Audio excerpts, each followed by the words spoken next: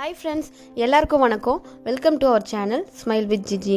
நாம் வீட்டில் யூஸ்வலாக பயன்படுத்திட்டு வர டிஷ்வாஷிங் லிக்யூட்லலாம் எஸ்எல்எஸ் எஸ்எல்இஎஸ்னு கெமிக்கல்ஸ் தாங்க அதிகமாக யூஸ் பண்ணுறாங்க. இதை நம்ம யூஸ் பண்ணும்போது என்னதான் பாத்திரங்களை வாஷ் பண்ணிட்டாலுமே அதுலேயும் கொஞ்சம் கெமிக்கல்ஸ் இருக்கிறதுக்கான வாய்ப்பு இருக்குதுங்க. இந்த பாத்திரங்களை யூஸ் பண்ணி நம்ம குக் பண்ணும்போதோ இல்லை நம்ம யூஸ் பண்ணி சாப்பிடும்போதோ அந்த கெமிக்கல்ஸ் நம்ம வயிற்றுக்குள்ளே போய் பாதிப்பை உண்டாக்குறதுக்கான வாய்ப்பு அதிகமாகவே இருக்குதுங்க. அதுவும் இல்லாமல் இந்த டிஷ்வாஷிங் லிக்யூடோட காஸ்ட்டுமே கொஞ்சம் அதிகம்தாங்க. அதனால நம்மளே வீட்டில் டிஷ்வாஷிங் லிக்யூடை ப்ரிப்பேர் பண்ணிட்டோம்னா, கெமிக்கல் ஃப்ரீயான டிஷ்வாஷிங் லிக்யூடை ப்ரிப்பேர் பண்ணிட்டோம்னா ஹார்ம்ஃபுல் இல்லாமலும் இருக்கலாம். இதை தயாரிக்கிறதுக்கான விலையும் ரொம்பவே கம்மி தாங்க. இன்றைக்கி இந்த வீடியோவில் நம்ம ஆர்கானிக் டிஷ்வாஷிங் லிக்யூட் எப்படி வீட்டிலே தயாரிக்கலாம் அப்படின்றது தாங்க பார்க்க போகிறோம். வாங்க ஃப்ரெண்ட்ஸ், வீடியோக்குள்ளே போகலாம்.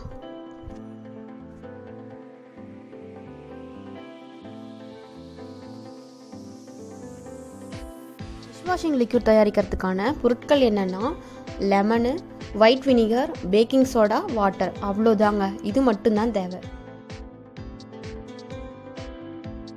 நான் இங்கே ஒரு 5 லெமன் எடுத்து குட்டி குட்டியாக கட் பண்ணி வச்சுருக்கேன். உங்களுக்கு எவ்வளோ குவான்டிட்டி பண்ண போகிறீங்களோ அதுக்கு தகுந்த மாதிரி நீங்கள் கட் பண்ணி எடுத்து வச்சுக்கோங்க. நான் இங்கே இன்றைக்கி ஒரு 5 லெமன் மட்டும் எடுத்து கட் பண்ணி வச்சுருக்கேன். அடுத்து பேக்கிங் சோடா ஒரு 1/4 கப் எடுத்து வச்சுருக்கேன். அடுத்து வினிகர் ஒரு 1/2 கப் வினிகர் எடுத்து வச்சுருக்கேன். கொஞ்சமாக தண்ணி எடுத்து வச்சுருக்கேன்.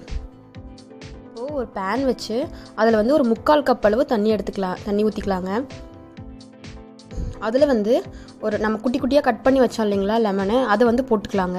அதை போட்டு நல்லா ஒரு 15 நிமிஷம் நல்லா கொதிக்க விடுங்க. நல்லா கொதி வரட்டும். நல்லா இந்த லெமனோட தோலெலாம் நல்லா சாஃப்டன் ஆகி வர வரைக்கும் ஒரு 15லேருந்து 20 நிமிஷம் வரைக்கும் கூட கொதிக்க விடுங்க. அப்போ தான் நம்ம மிக்சியில் போட்டு பிளெண்ட் பண்ணும் போது அது ஈஸியாக இருக்கும்.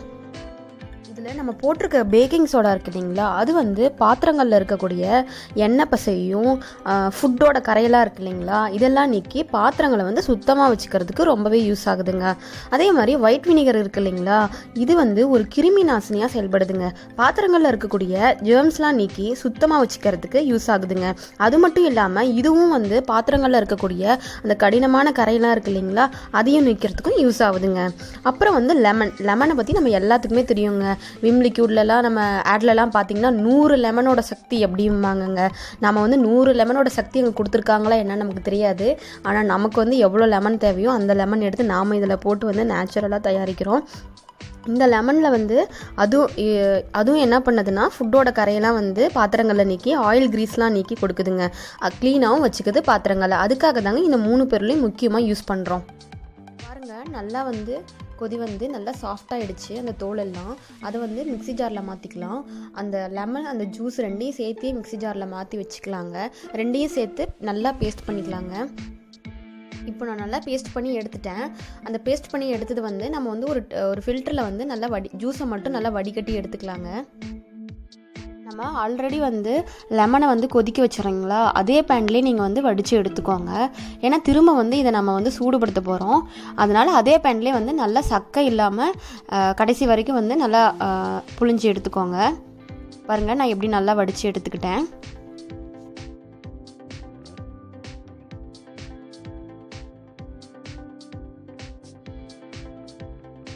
சக்கை இல்லாமல் பிழிஞ்சு வச்ச இந்த ஜூஸை திரும்ப அடுப்பில் வச்சு சூடு பண்ணலாங்க.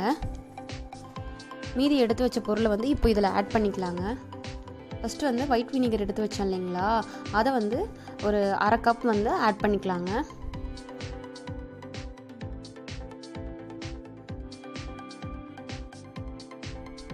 ஆட் பண்ணிவிட்டு நல்லா கிளறி விட்டுக்கோங்க. அடுத்து பேக்கிங் சோடா ஒரு 1/4 கப் எடுத்து வச்சோம் இல்லைங்களா, அதையும் ஆட் பண்ணிக்கலாங்க. இது ஆட் பண்ணதும் உடனே பொங்கி வருங்க. அதனால் கிளறி விட்டுக்கிட்டே இருங்க. சிம் வச்சுருங்க அடுப்பை. பாருங்கள், இப்படி தான் வரும். இப்போ நல்லா கிளறி விட்டுகிட்டே இருக்கலாம். 15 நிமிஷம் இப்படியே விடலாங்க. நல்லா நுரையெல்லாம் அடங்கிடும். இந்த மாதிரி ஆகிடும். இந்த மாதிரி கன்சிஸ்டன்சிக்கு வந்தோடனே நம்ம அடுப்பை ஆஃப் பண்ணிடலாங்க. அவ்வளோதாங்க, நம்மளோட டிஷ்வாஷிங் லிக்யூட் ரெடி ஆகிடுச்சு. இது இப்போ நல்லா ஆறட்டும். ஆறின உடனே ஃபில்ட்ரு பண்ணி எடுத்து வச்சுக்கலாம். இப்போ நல்லா ஆறிடுச்சு. நான் இதை ஒரு டீ ஃபில்டரில் ஃபில்ட்ரு பண்ணி எடுத்துக்கிறேங்க. ஃப்ரெண்ட்ஸ், இது இது நம்ம கடையில் வாங்கி யூஸ் பண்ணுற கெமிக்கல் லிக்யூட் மாதிரி வந்து நுர வராதுங்க. அதிலலாம் வந்து நுரைக்காக வந்து கெமிக்கல் வந்து ஆட் பண்ணுறாங்க. இதுன்னு வந்து நம்ம வீட்டிலே தயாரிச்சிருக்கோம் கெமிக்கல் இல்லாமல், அதனால் நுர வராது.